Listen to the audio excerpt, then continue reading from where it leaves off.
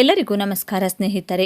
ರಾಜ್ಯ ಸರ್ಕಾರ ಮತ್ತು ಕೇಂದ್ರ ಸರ್ಕಾರವು ರೈತರಿಗಾಗಿ ಮತ್ತು ರೈತರನ್ನ ಉತ್ತೇಜನ ನೀಡುವ ಸಲುವಾಗಿ ಹಲವು ಯೋಜನೆಗಳನ್ನು ಈಗಾಗಲೇ ಜಾರಿಗೆ ತಂದು ರೈತರಿಗೆ ಅನುಕೂಲ ಮಾಡಿಕೊಡುತ್ತಿವೆ. ಇಂತಹ ಸಂದರ್ಭಗಳಲ್ಲಿ ರೈತರು ಕೂಡ ತಮ್ಮ ಜಮೀನಿನ ದಾಖಲೆಗಳನ್ನು ಬ್ಯಾಂಕಿಗೆ ಸಲ್ಲಿಸಿ ಅಥವಾ ಜಮೀನಿನಲ್ಲಿ ಬೆಳೆದಂಥ ಬೆಳೆಗಳ ಮೇಲೆ ಸಾಲ ತೆಗೆದುಕೊಂಡಿರುತ್ತಾರೆ. ಆದರೆ ಕಾಲಕ್ಕೆ ಮಳೆ ಬರದೇ ಇರುವ ಕಾರಣ ರೈತರು ಬಿತ್ತನೆ ಮಾಡಿರುವ ಬೆಳೆಗಳಿಗೆ ಚೆನ್ನಾಗಿ ಆದಾಯ ಬರುತ್ತಿಲ್ಲ. ಒಂದು ವೇಳೆ ಮಳೆ ಬಂದರೂ ಕೂಡ ಅತಿ ಹೆಚ್ಚಿನ ಪ್ರಮಾಣದಲ್ಲಿ ಮಳೆ ಬಿದ್ದು ಜಮೀನಿನಲ್ಲಿ ಬೆಳೆದಂತಹ ಬೆಳೆಗಳೆಲ್ಲ ನಾಶವಾಗಿ ರೈತರು ತುಂಬ ಸಂಕಷ್ಟಕ್ಕೆ ಸಿಲುಕಿದ್ದಾರೆ. ಇದನ್ನೆಲ್ಲ ಗಮನಿಸಿದ ರಾಜ್ಯ ಸರ್ಕಾರವು ರೈತರಿಗೆ ಅನ್ಯಾಯವಾಗುವುದು ಬೇಡವೆಂದು ರೈತರ ತಲೆಮೇಲಿನ ಭಾರವನ್ನು ಸ್ವಲ್ಪ ಮಟ್ಟಿಗೆ ಆದರೂ ಕಡಿಮೆ ಮಾಡುವ ನಿಟ್ಟಿನಲ್ಲಿ ಮಹತ್ವದ ಘೋಷಣೆಯನ್ನು ಮಾಡಿ ರೈತರಿಗೆ ಸಿಹಿ ಸುದ್ದಿಯನ್ನು ನೀಡಿದೆ. ಬನ್ನಿ, ನೀವು ಕೂಡ ರೈತರಾಗಿದ್ದು ಜಮೀನಿನ ಮೇಲೆ ಅಥವಾ ಜಮೀನಿನಲ್ಲಿ ಬೆಳೆದಂತಹ ಬೆಳೆಯ ಮೇಲೆ ಸಾಲವನ್ನು ತೆಗೆದುಕೊಂಡಿದ್ರೆ ಅಥವಾ ಹೊಸದಾಗಿ ಸಾಲ ಬೇಕಾಗಿದ್ದರೆ ತಪ್ಪದೆ ವಿಡಿಯೋವನ್ನು ಈಗಲೇ ಲೈಕ್ ಮಾಡಿ ಹಾಗೂ ಕೊನೆವರೆಗೂ ನೋಡಿ.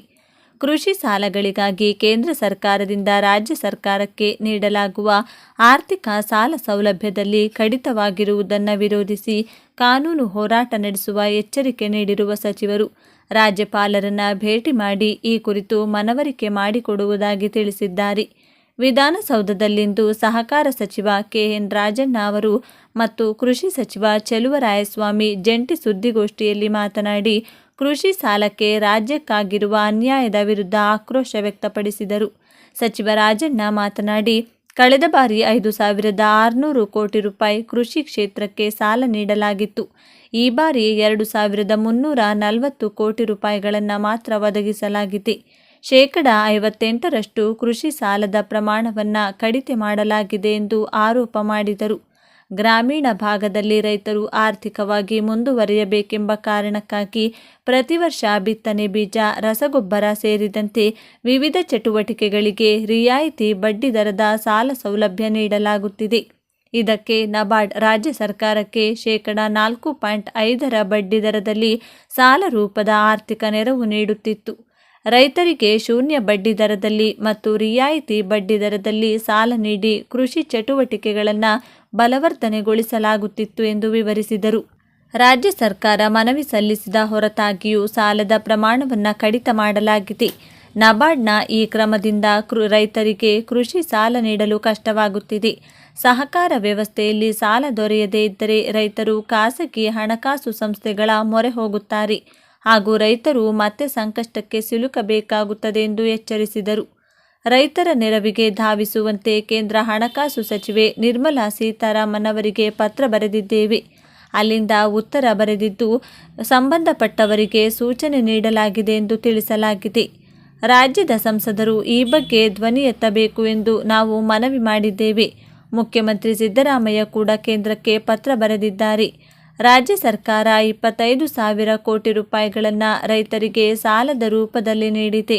ನಬಾರ್ಡ್ನ ಬಡ್ಡಿ ದರ ಹೆಚ್ಚಿದ್ದಾಗಿಯೂ ನಾವು ಅದರ ಹೊರೆಯನ್ನು ಭರಿಸುತ್ತಿದ್ದೇವೆ.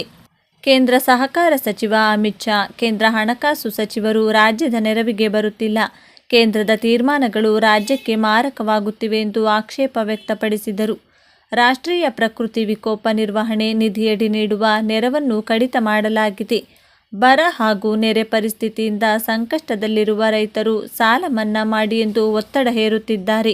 ಆದರೆ ಕೇಂದ್ರದ ಅಸಹಕಾರದಿಂದ ಸಾಲ ನೀಡುವುದೇ ಕಷ್ಟವಾಗುತ್ತಿದೆ ಎಂದು ವಿಷಾದಿಸಿದರು. ಈ ಹಿಂದೆ ಜಗದೀಶ್ ಶೆಟ್ಟರ್ ಅವರು ಮುಖ್ಯಮಂತ್ರಿಯಾಗಿದ್ದಾಗ 25,000 ರೂಪಾಯಿಗಳವರೆಗೂ ಸಾಲ ಮನ್ನಾ ಮಾಡಲಾಗಿತ್ತು. 2013ರಿಂದ 2018ರವರೆಗೆ ಮುಖ್ಯಮಂತ್ರಿಯಾಗಿದ್ದ ಸಿದ್ದರಾಮಯ್ಯ 50,000 ರೂಪಾಯಿಗಳವರೆಗೂ, 2018ರ ನಂತರ ಮುಖ್ಯಮಂತ್ರಿಯಾಗಿದ್ದ ಕುಮಾರಸ್ವಾಮಿ 1 ಲಕ್ಷ ರೂಪಾಯಿವರೆಗೂ ಕೃಷಿ ಸಾಲವನ್ನು ಮನ್ನಾ ಮಾಡಿದ್ದರು. ಕೇಂದ್ರ ಸರ್ಕಾರವು ರೈತರ ಸಾಲ ಮನ್ನಾ ಮಾಡಬೇಕು ಎಂದು ರಾಜ್ಯ ಸರ್ಕಾರ ಮನವಿ ಮಾಡಿದಾಗ ಆರ್ಥಿಕವಾಗಿ ದೇಶ ದಿವಾಳಿಯಾಗುತ್ತದೆ ಎಂದು ಹೇಳಿ ಕೇಂದ್ರದ ಬಿಜೆಪಿ ಆಡಳಿತ ಸಾಲ ಮನ್ನಾವನ್ನು ತಿರಸ್ಕಾರ ಮಾಡಿತ್ತು.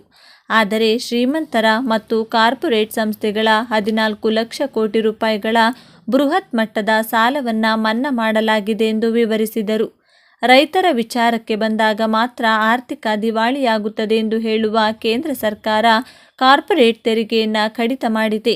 ಸಹಕಾರ ಕ್ಷೇತ್ರದ ಸೆಸ್ ಕಡಿಮೆ ಮಾಡಲು ಹಿಂದೇಟು ಹಾಕಿದೆ. ಜಿಎಸ್ಟಿಯಲ್ಲಿ ರಾಜ್ಯಕ್ಕೆ ಅನ್ಯಾಯವಾಗುತ್ತಿದೆ. ಪ್ರಧಾನಮಂತ್ರಿ ಆವಾಸ್ ಯೋಜನೆಯಡಿ 3.70 ಲಕ್ಷ ರೂಪಾಯಿ ನೆರವನ್ನು ನೀಡಿ ಮತ್ತೊಂದು ಕಡೆ ಇದೇ ಯೋಜನೆಯಿಂದ 28% ಜಿಎಸ್ಟಿ ಕಡಿತ ಮಾಡುವ ಮೂಲಕ ಈ ಕೈಲಿ ಕೊಟ್ಟು ಆ ಕೈಲಿ ಕಿತ್ತುಕೊಳ್ಳುತ್ತಿದೆ ಎಂದರು. ಸಚಿವ ಚೆಲುವರಾಯಸ್ವಾಮಿ ಮಾತನಾಡಿ 2020-21ರಲ್ಲಿ 5,500 ಕೋಟಿ ರೂಪಾಯಿ, 2021-22ರಲ್ಲಿ 5,483 ಕೋಟಿ ರೂಪಾಯಿ, 2022-23ರಲ್ಲಿ 5,550 ಕೋಟಿ ರೂಪಾಯಿ, 2023ರಿಂದ 2024ರಲ್ಲಿ 5,600 ಕೋಟಿ ರೂಪಾಯಿ ನಬಾರ್ಡ್ನಿಂದ ಸಾಲ ಸೌಲಭ್ಯ ಸಿಕ್ಕಿದೆ.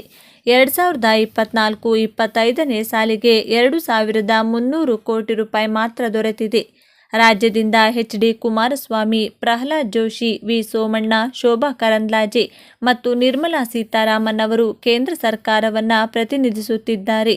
ಯಾರೂ ಇದರ ಬಗ್ಗೆ ಬಾಯಿ ಬಿಡುತ್ತಿಲ್ಲ ಎಂದು ಅಸಮಾಧಾನ ವ್ಯಕ್ತಪಡಿಸಿದರು. ರಾಜ್ಯ ಸರ್ಕಾರ 2 ಲಕ್ಷ ರೂಪಾಯಿಗಳವರೆಗೂ ಶೂನ್ಯ ಬಡ್ಡಿ ದರದಲ್ಲಿ, ಅನಂತರ ರಿಯಾಯಿತಿ ಬಡ್ಡಿ ದರದಲ್ಲಿ ರೈತರಿಗೆ ಸಾಲ ನೀಡುತ್ತಿದೆ.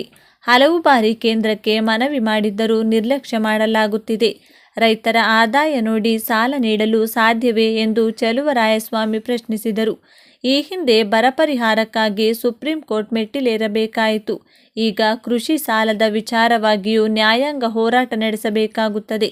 ಅದಕ್ಕೂ ಮುನ್ನ ರಾಜ್ಯಪಾಲರನ್ನ ಭೇಟಿ ಮಾಡಿ ಅನ್ಯಾಯದ ಬಗ್ಗೆ ಮನವರಿಕೆ ಮಾಡಿಕೊಡುತ್ತೇವೆ ಎಂದು ಹೇಳಿದರು. ದೇಶದ ಅತಿ ದೊಡ್ಡ ಬ್ಯಾಂಕುಗಳಲ್ಲಿ ಒಂದಾಗಿರುವ SBI state bank of India ತನ್ನ ಎಲ್ಲ ಗ್ರಾಹಕರಿಗೆ ಹೊಸ ರೂಲ್ಸ್, ಹೊಸ ಯೋಜನೆಗಳನ್ನ ಜಾರಿಗೆ ತರುವ ಮೂಲಕ ಗ್ರಾಹಕರ ಗಮನ ಸೆಳೆಯುತ್ತಲೇ ಇದೆ.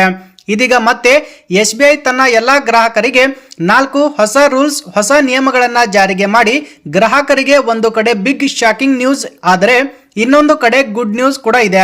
ಪ್ರತಿ ತಿಂಗಳು ಬ್ಯಾಂಕುಗಳು ಬಡ್ಡಿ ದರಗಳನ್ನ ಬದಲಾವಣೆ ಮಾಡುತ್ತೆ. ಈಗ ದೇಶದ ಅತಿ ದೊಡ್ಡ ಸರ್ಕಾರಿ bank state bank of India ಆಘಾತಕಾರಿ ಘೋಷಣೆ ಮಾಡಿದೆ. State bank of India marginal cost of funds best lending ದರಗಳನ್ನ ಬದಲಾವಣೆ ಮಾಡಿದ್ದು ಅವರು ಈಗ ಹೊಸ ಬಡ್ಡಿ ದರಗಳನ್ನು ಪರಿಚಯಿಸಿದ್ದಾರೆ. ನವೆಂಬರ್ 15ರಿಂದ SBI ಸಾಲ ದರ ಈ ರೀತಿ ಇರುತ್ತೆ. 15 ದಿನಗಳ ಅವಧಿಯ ಸಾಲ ಬಡ್ಡಿ ದರ 8.20%, 1 ತಿಂಗಳಿಗೆ 8.20%, 3 ತಿಂಗಳಿಗೆ 8.55%, ಇನ್ನು 6 ತಿಂಗಳಿಗೆ 8.90%, ಇನ್ನು 1 ವರ್ಷಕ್ಕೆ 9%, ಅದೇ ರೀತಿ 2 ವರ್ಷಕ್ಕೆ 9.05%, ಇನ್ನು 3 ವರ್ಷ 9.10% ಬಡ್ಡಿ ಇರುತ್ತದೆ. SBI ಖಾತೆದಾರರಿಗೆ 25,000 ರೂಪಾಯಿದಿಂದ 20 ಲಕ್ಷದವರೆಗೆ ವಿಮೆ ಪರಿಹಾರ ಸಿಗಲಿದೆ. SBI ಬ್ಯಾಂಕಿನಲ್ಲಿ ಖಾತೆ ಇದ್ದ ಬಹುತೇಕ ಗ್ರಾಹಕರಲ್ಲಿ ATM ಕಾರ್ಡ್ ಇದ್ದೇ ಇರುತ್ತೆ. ATM ಮಷೀನಿಂದ ನಗದು ಹಣ ತೆಗೆಯಲು, ಶಾಪಿಂಗ್ ಸೇರಿದಂತೆ ಇತರೆ ಸಂದರ್ಭಗಳಲ್ಲಿ ಪಾವತಿ ಮಾಡಲು ATM ಕಾರ್ಡ್ ಬಳಕೆ ಮಾಡುತ್ತಾರೆ. ಸಾಮಾನ್ಯ SBI ATM ಕಾರ್ಡ್ ಇದ್ದವರಿಗೆ ಈ ವಿಮೆ ಲಭ್ಯ ಇದೆ. ಹೌದು, ಇದು SBI ಬ್ಯಾಂಕ್ ನೀಡುತ್ತಿರುವ ಅಪಘಾತ ವಿಮೆ. SBI ATM ಕಾರ್ಡ್ ಬಳಕೆದಾರರು ಅವರ ಕುಟುಂಬವನ್ನು ಬಿಟ್ಟು ಹೋದರೆ 20 ಲಕ್ಷ ರೂಪಾಯಿವರೆಗೆ ವಿಮೆ ಪರಿಹಾರ ಸಿಗಲಿದೆ. ಸಾಮಾಜಿಕ ಮಾಧ್ಯಮಗಳಲ್ಲಿ ಹರಿದಾಡುತ್ತಿರುವ ಮೋಸದ ಸಂದೇಶದ ಬಗ್ಗೆ ಇದೀಗ ಸ್ಟೇಟ್ ಬ್ಯಾಂಕ್ ಆಫ್ ಇಂಡಿಯಾ ಗ್ರಾಹಕರಿಗೆ ಸರ್ಕಾರ ಎಚ್ಚರಿಕೆ ಕೂಡ ನೀಡಿದೆ. Press information bureau fact check unit ಪ್ರಕಾರ ಈ ಹಗರಣವು SBI ನಿಂದ ಬಂದಿದ್ದು ಈ ಹೇಳಲಾದ ಸಂದೇಶವನ್ನ ಒಳಗೊಂಡಿದೆ. ಬ್ಯಾಂಕ್ ಎಂದಿಗೂ SMS ಅಥವಾ ವಾಟ್ಸ್ಆಪ್ ಮೂಲಕ ಲಿಂಕ್ಗಳನ್ನು ಅಥವಾ APK ಫೈಲ್ಗಳನ್ನು ಕಳುಹಿಸುವುದಿಲ್ಲ ಎಂದು ಅಧಿಕಾರಿಗಳು ಹೇಳಿದ್ದಾರೆ. ಸಂಭಾವ್ಯ ಹಗರಣದಿಂದ ನಿಮ್ಮನ್ನು ರಕ್ಷಣೆ ಮಾಡಿಕೊಳ್ಳಲು ಅಪರಿಚಿತ ಫೈಲ್ಗಳನ್ನು ಡೌನ್ಲೋಡ್ ಮಾಡಬೇಡಿ ಅಥವಾ ಅನುಮಾನಾಸ್ಪದ ಲಿಂಕ್ಗಳನ್ನ ಮೇಲೆ ಕ್ಲಿಕ್ ಮಾಡಬೇಡಿ. ಅಂತಹ ಯಾವುದೇ ಸಂದೇಶಗಳನ್ನು ಯಾವಾಗಲೂ ಅಧಿಕೃತ SBI ಚಾನೆಲ್ಗಳ ಮೂಲಕ ನೇರವಾಗಿ ಪರಿಶೀಲನೆ ಮಾಡಿ ಅಂತ ಮನವಿ ಕೂಡ ಮಾಡಿದೆ. ವಾಟ್ಸ್ಆಪ್ನಲ್ಲಿ ಅಥವಾ ನಾರ್ಮಲ್ ಮೆಸೇಜ್ ಬಂದರೂ ಕೂಡ ಆ ಲಿಂಕ್ಗಳ ಮೇಲೆ ಕ್ಲಿಕ್ ಮಾಡಲೇಬೇಡಿ ಎಂದು SBI ಅಧಿಕೃತ ಘೋಷಣೆ ಮಾಡಿದೆ. ನೀವು SBI ಬ್ಯಾಂಕ್ ಖಾತೆಯನ್ನ ಒಂದು ಶಾಖೆಯಿಂದ ಮತ್ತೊಂದು ಶಾಖೆಗೆ ವರ್ಗಾವಣೆ ಮಾಡುವುದಾದರೆ ಈಗ ಅತಿ ಸುಲಭ ಮಾರ್ಗ ಆಗಿದ್ದು ಅದು ಹೇಗೆ ಎಂದರೆ ಯೋನೋ ಆ್ಯಪ್ ಮೂಲಕ ಅಥವಾ ಆನ್ಲೈನ್ ಮೂಲಕವೂ ಕೂಡ ನೀವು ಬ್ಯಾಂಕ್ ಖಾತೆಯನ್ನ ಒಂದು ಶಾಖೆಯಿಂದ ಮತ್ತೊಂದು ಶಾಖೆಗೆ ಅತಿ ಸುಲಭವಾಗಿ ವರ್ಗಾವಣೆ ಮಾಡಬಹುದು. ಸದ್ಯ ಬ್ಯಾಂಕಿಂಗ್ ವಲಯದಲ್ಲಿ ಫಿಕ್ಸ್ಡ್ ಡೆಪಾಸಿಟ್ ನ ಹೆಸರು ಹೆಚ್ಚಾಗಿ ಕೇಳಿಬರುತ್ತಿದೆ.